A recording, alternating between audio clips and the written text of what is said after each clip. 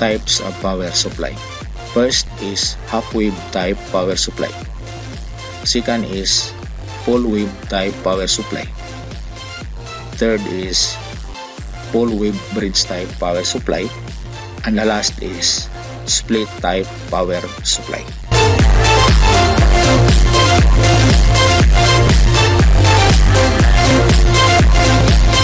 Power transformer. As used in the circuit, power transformer is used to convert the incoming line voltage down to the required level of the power supply.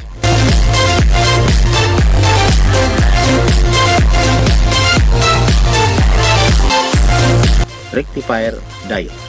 The rectifier diode is used to convert the incoming signal from an alternating current format into a raw direct current known as pulsating DC.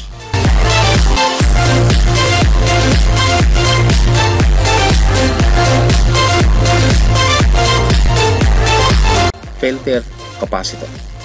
The pulsated direct current from the rectifier diode is fed to the smoothing capacitor or filter capacitor. It removes the unwanted ripples in the pulsated direct current.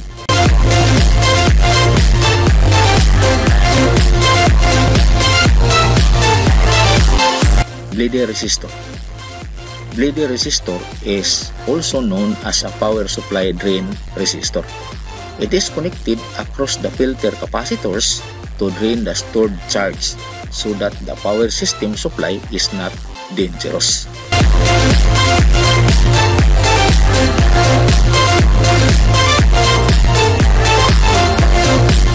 Half-wave type power supply.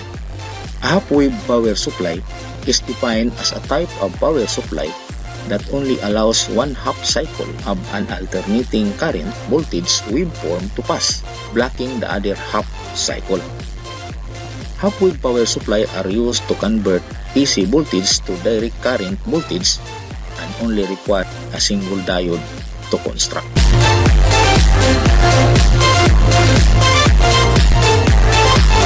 This is the schematic diagram of a half-wave type power supply. This is the operation of the half-wave power supply. The primary winding is connected from the source voltage, the 220 volts AC. Then the secondary winding, the voltage is 12 volts AC. During the rectification process, the anode of the rectifier diode conducts the positive half cycle that produces a positive output of the cathode of the rectifier diode. The output voltage from the rectifier diode is a pulsating DC or not a pure DC.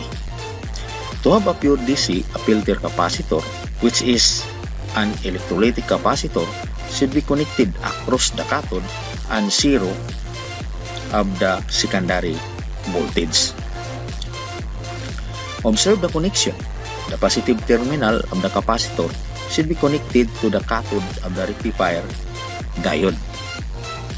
Another component is the bleeder resistor, which is connected in parallel to the smoothing capacitor or filter capacitor. It is connected across the filter capacitor to drain the stored charges so that the power system supply is not dangerous. The output voltage is 16 volts DC. Why? Because of the rectifier circuit, which increases the supply voltage from 12 volts AC to 16 volts DC. The secondary voltage is multiplied by 1.34 to have the output supply, which is DC voltage. Example, 12 times 1.34 equals 16.08 volts DC. For the capacitance of the filter capacitor, the bigger the capacitance, the better because it increases the stored charges of the power supply. For the voltage of the filter capacitor, it should be higher compared to the DC voltage output just to prevent damage of the filter capacitor. For the bleeder resistor, the bigger is the resistance and power, the faster is the drain of the stored charges when not in use. the full wave type power supply. The full wave power supply circuit consists of two power diodes connected to a single load resistance, with each diode taking it in turn to supply current to the load. The full wave power supply has a center tap in the secondary winding. The center tap is connected to the ground. There are two windings having the center tap as 0 or common.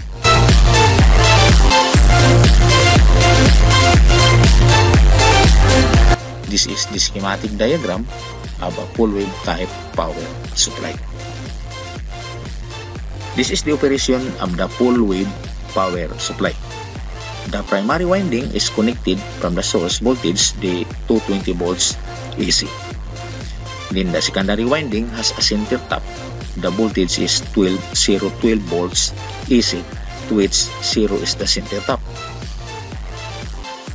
The anode of D1 is connected to the 12 volts AC, while the anode of the other diode, which is D2, is connected to the other 12 volts AC of the secondary winding. During the rectification process, the cathode of the rectifier diode D1 and D2 are connected and produces a pulsating DC. To have a pure DC, a filter capacitor, which is an electrolytic capacitor, should be connected to the cathode of D1 and D2 for the positive terminal of the filter capacitor. Another component is the bleeder resistor, which is connected in parallel to the smoothing capacitor or filter capacitor. It is connected across the filter capacitor to drain the stored charges so that the power system supply is not dangerous. The output voltage is 16 volts DC. Why? Because of the rectifier circuit, which increases the supply voltage from 12 volts AC to 16 volts DC. The secondary voltage is multiplied by 1.34 to have the output supply, which is DC. Example, 12 times 1.34 equals 16.08 volts DC. For the capacitance of the filter capacitor, the bigger the capacitance, the better, because it increases the stored charges of the power supply. For the voltage of the filter capacitor, it should be higher compared to the DC voltage output, just to prevent damage of the filter capacitor. For the bleeder resistor, the bigger is the resistance and power, the faster is the drain of the stored charges when not in use.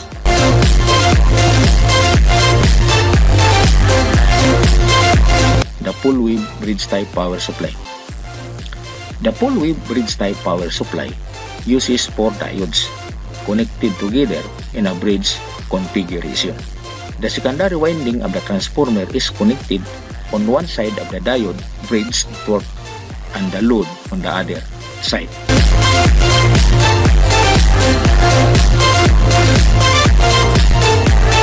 This is the schematic diagram of a full wave bridge type power supply. The operation of the full wave bridge type power supply. The primary winding is connected from the source voltage, the 220 volts AC. Then the secondary winding has an output of 24 volts AC. During positive half cycle of the secondary winding, diodes D1 and D2 conduct, while D3 and D4 are reverse bias.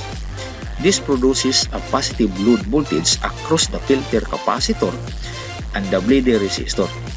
For the next negative half cycle, D3 and D4 are forward bias, while D1 and D2 are reverse bias. This produces a negative load voltage across the filter capacitor and bleeder resistor. To have a pure DC, a filter capacitor, which is an electrolytic capacitor, should be connected. The positive terminal of the filter capacitor is connected to the positive of the bridge rectifier, and the negative terminal of the filter capacitor is connected to the negative of the bridge rectifier. Another component is the bleeder resistor, which is connected in parallel to the smoothing capacitor or filter capacitor. It is connected across the filter capacitor to drain the stored charges so that the power system supply is not dangerous. The output voltage is 32 volts DC. Why? Because of the rectifier circuit, which increases the supply voltage from 24 volts AC to 32 volts DC. The secondary voltage is multiplied by 1.34 to have the output supply, which is DC voltage. Example, 24 times 1.34 equals 32 volts DC. For the capacitance of the filter capacitor, the bigger the capacitance, the better, because it increases the stored charges of the power supply. For the voltage of the filter capacitor, it should be higher compared to the DC voltage output just to prevent damage of the filter capacitor. For the bleeder resistor, the bigger is the resistance and power, the faster is the drain of the stored charges when not in use.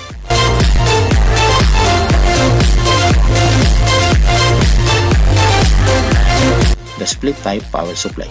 This is a very basic dual polarity power supply circuit diagram. It also called symmetrical power supply or split power supply. Basically, it needs the following components. Letter A, center tap transformer. Letter B, a rectifier diode, 4 pieces. Electrolytic capacitor, 2 pieces.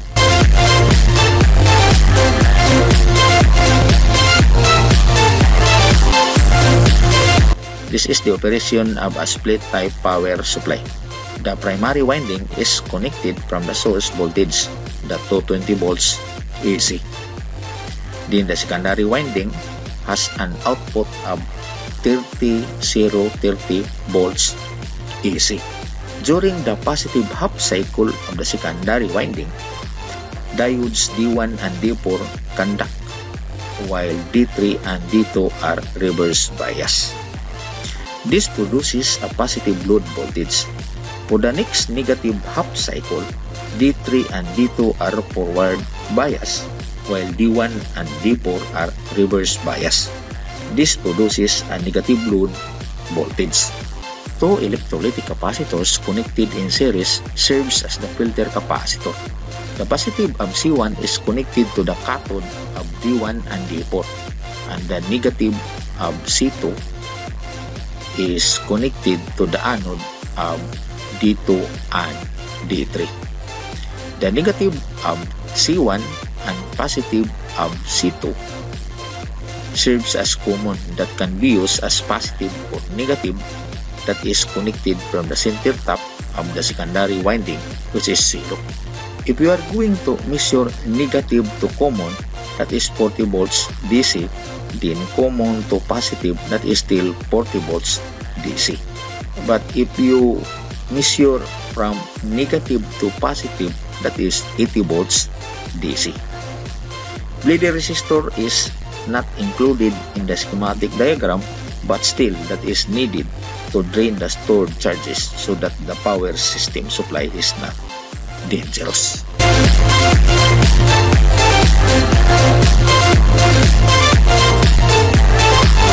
Thank you and God bless.